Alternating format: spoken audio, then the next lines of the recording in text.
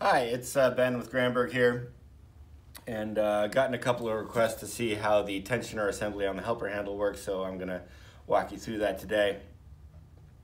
Pre-set up one of our double-ended bars here, and I've got the chain on there, but it's not particularly tight. I set it up sort of to mimic what would happen if you put this end of the bar into your power head and set the tension about halfway.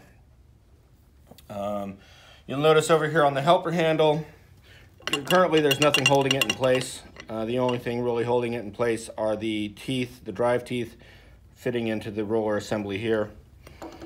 Just go ahead and go. And first thing you're going to want to do is your tensioner assembly here. The way that it works is this cylinder moves in and out on these threads. The cylinder sits on the cup of the slot in the bar groove here, and then this pin sits in this gullet here with this bolt going down through the hole in the helper handle there. So we'll just go ahead and set that in place.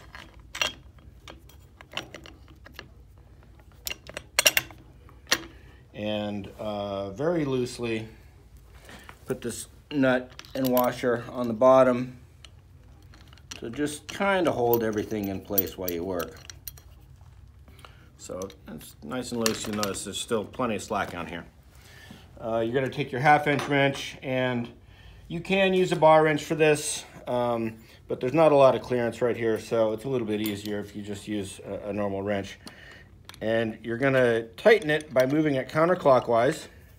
And this is so loose that I can actually do it with my fingers. When you get it brand new, the plating on this is going to make it very, very sticky against these threads. So just be prepared for that, but you should be able to work it through. Anyhow, continue tightening here.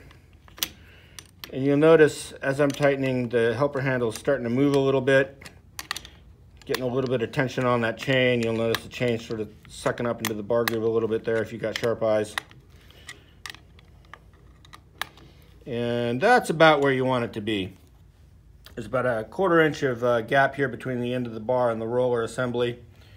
This cylinder is about halfway down the threads, and the chain is tensioned to the point where you can just pull it out, but you can't pull it clear of the grooves. The bottom of the drive teeth still sit in the groove nice and tight. So you're ready to go. You'll put your plate back on there. Get that in place.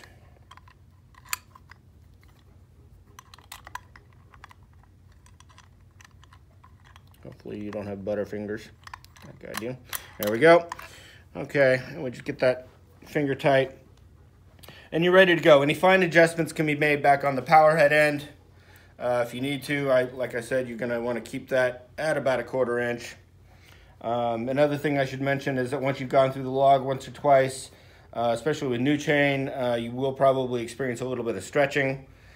So at that point, you can just go back, loosen this bolt here, give this a couple extra turns, reestablish that tension, and then tighten this back down again.